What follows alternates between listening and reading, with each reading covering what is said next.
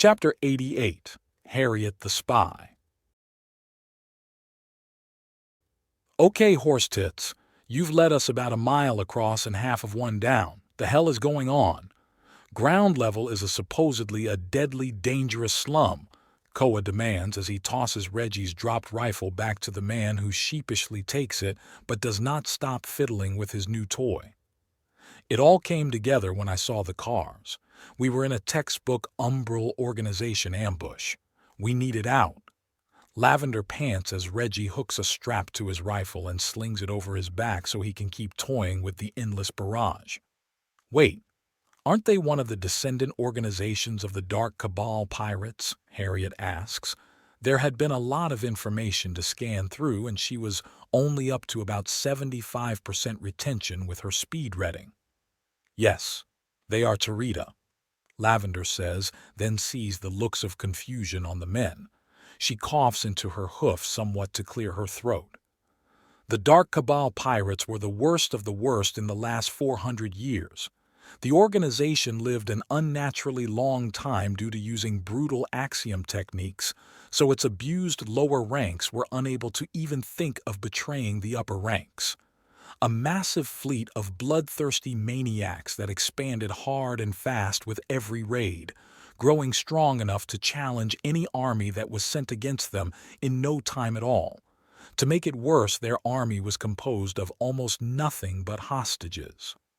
But that's what undid them. They stretched their higher ranks too thin and let the axiom modifications decay too far. Too many of their victims started slipping through the nets and helping others out. Then came the raid of Kidron II, Lavender explains. That's the point where every member of the lower ranks opened fire on their abusers and crippled their ships, if not outright killed them.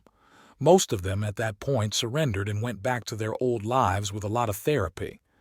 But about a tenth of that fleet fled to become pirates along the axiom lanes. Pirates with a reputation for being absolutely unstoppable turbo bitches not to be messed with. Harriet continues the explanation, and as Lavender nods with her eyes closed, she mouths out, half the EFL. Right, okay. And what about these umbral organization types?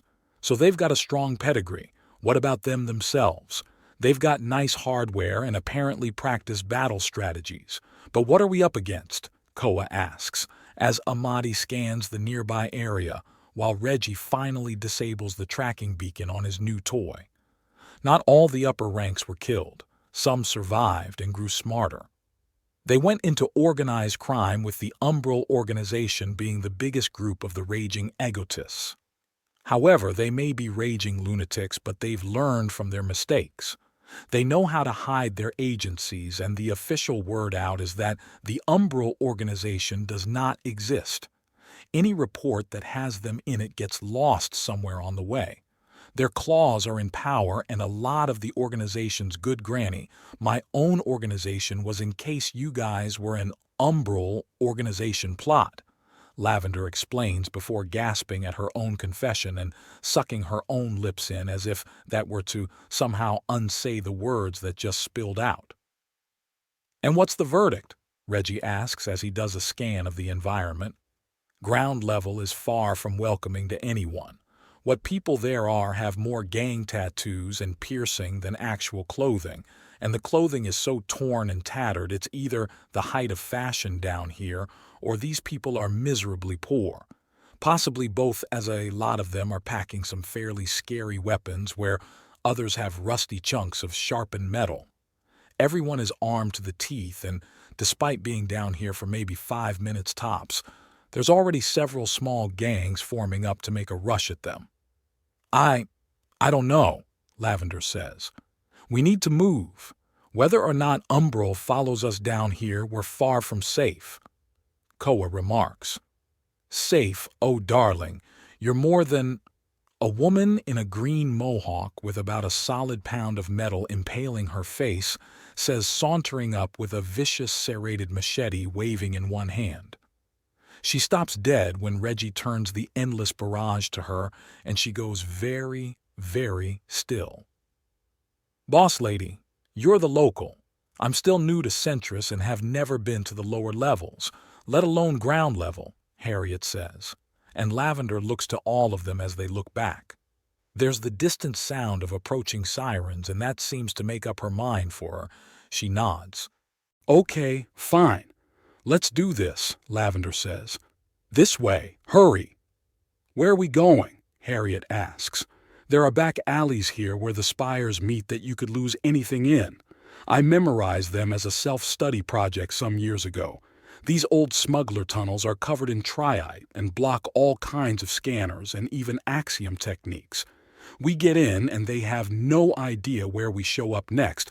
They'll need an army to block all the exits. You got that control? We're going to ground. The sooner these loonies are swept aside, the better. Koa asks into the communicator peering out from his breast pocket. The Admiral's body cam trick was quickly becoming part of the standard protocol. Confirmed. You are to keep those two civilians safe. They've been swept up into the mess of whatever these umbral assholes want out of us. Keep them safe, Control says. Confirmed. Koa, Reggie, and Amadi say at once. What are you? Lavender demands. Soldiers. Reggie with the Endless Barrage is a technician. I'm an assault, and Amadi is both a medic and an avid researcher of Axiom as well. Why? There's no Axiom back home.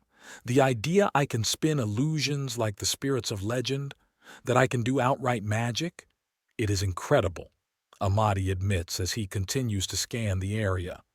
How can any life endure without Axiom?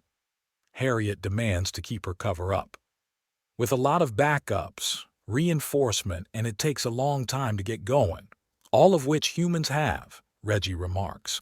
From a mechanical standpoint, humans as a race are made of emergency backups, redundancies, and reinforcement. This way, Lavender exclaims and leads them into the yawning, dark connection where a massive cluster of city spires come together on the ground. She focuses the axiom in her horn to burn with bright light, and she leads the way until a brute arachna scuttles out of the darkness and braces herself with a blade in each hand. Down or die! Reggie bellows without any of them losing a step. His endless barrage is up and ready. The gigantic Spider-Woman sees the weapon and scrambles out of the way. Love this thing. He chuckles as they race past the Spider-Woman and into the bowels of the underalleys. There are some outraged screams as Lavender races by a homeless camp, her light bothering the photosensitive creatures. Christ, these poor people. This is supposed to be the center of civilization in the galaxy, and there's still people that are losing out so much, Amadi swears in a fury. It's life. There are always haves and have-nots. Koa remarks grimly as Lavender skids to a stop to try and catch her breath. She'd been racing very hard to get this far this fast. I have a cousin in social work. Even good, hard-working people can be completely screwed over by just bad luck. Doesn't make it right, Amadi says vehemently. No, but all you can do is give them a path out. If they don't take it themselves, then there's no helping them. Reggie says morosely. What would you know? Amadi demands in frustration. My brother's medical debts paupered him. By the time I was able to find him, he was already reduced to a gibbering thing. I tried to help him, but he refused it and ran. Next he was found was as a corpse under a cardboard box. He drunk antifreeze, Reggie says, and there's a lot of stillness. Good God, man, that's a lot to hold on to. Are you all right? Amadi asks him, previous rage just gone in front of the pain his comrade in arms just shared. It's been decades. He is buried near our parents and I've long moved on, Reggie remarks. Now we need to focus because I don't plan on joining him in death for a while yet. Where next, Miss Unicorn? Miss what? Harriet asks to sell her disguise. The purple quadruped in the slut outfit whose name is running away from me. Where next? Reggie snaps. There are a lot of ways out. We need to check them quietly and carefully to make sure it's not being watched. Then we can escape out that way. Lavender explains before sighing. My name is Lavender Trot. I'm a Morega, QMH 1100 number 6. My race is one of the oldest in the galactic scene. The threat uplifted us a long, long time ago. Koa Jackson BMO 100/100th number 1. Koa replies as he pulls out a flashlight that he clips into a custom slot on his gun. His Uzis are custom-made like nearly all firearms off the Dauntless. He flicks on the small device and has a cone of additional light to work with. Amadi Nenge Adagoke. Human, which is BMO 100/100 number 1, Amadi adds as he checks and double-checks his grenade launcher followed by the ammo. Reginald Pike, BMO 100/100 number 1, recently went through a restorative coma and dropped about 30 years off the top. Reggie adds, and there's some nodding. Hey, wait, that reminds me. We all have girls. Even Reggie, as nasty as he thinks that is. It is, Reggie adds. Why? Lavender asks, and the conversation crashes to a halt. I mean, gay is more than kinda hot if I can watch, but you are clearly watching me and pretending not to. You've got the urge, you really have the urge. But why deny it? Oh, I never had any interest until after the healing coma. So suddenly my body wants me to do something outright disgusting on every level. It's nasty, just talking about it is gross, but it's happening anyway. That's just life. Let's go already. He grumbles as he finds the weapon's light setting and turns it on. He's seeing the psychologist twice weekly, Koa remarks as Reggie stomps forward. Wait up, I know the way, Lavender exclaims, rushing to catch up to him. You doing all right? You could get lost in here and disappear if you want. Amadi whispers to Harriet in accented English. I might actually get lost if I try that. I'm fine, this just gets really stupid at times. Harriet responds and he nods. What about the null? How much did it actually hurt? He asks, patting the pocket where he's got a medical kit stashed. I'm fine now, but I was weak as a kitten and my balance was shot. I could feel my lungs being compressed under these monsters and my back was already killing me despite it only lasting a couple minutes. She answers, Hey, keep up! You don't want to get lost in here! Lavender calls back and they start rushing forward. Soon enough, Harriet is running beside Lavender. What were you talking about? The Morega asks her out of the side of her mouth and low enough that it sounds like incomprehensible muttering to the men behind them. I was trying to find a hole in their story. If it is fake, then it's a good fake. I asked about their massively different names and they gave me the names of countries and continents that they come from, different cultures. They've put a lot of work into this. We're dealing with something a lot more complicated than just robots. If they're trying to get a full-on voting bloc to influence galactic policy, then it may be doable, but to what end? Lavender muses. That may be the end in of itself. Think about it. If they've got a grip on power, they might have that as the end goal itself, not looking for a specific policy but to be able to influence at will. Harriet suggests, and Lavender gasps as she slows to a stop. Of course, that's it. You're all trying to get your hands on galactic policy just for the sake of it. It makes sense now, Lavender exclaims with an accusing point of her forehoof at them. Can we have this kind of debate after we're out of the fetid underbelly of the city and well away from the army of murderous maniacs after us? I mean, really, woman, you need a sense of priority. Just because you're on to something doesn't mean the danger goes away, Koa asks as he looks around nervously. So you admit you're after political power, Lavender declares, and Harriet blinks twice with the left eye before nodding with her left hand in its pocket, except the thumb.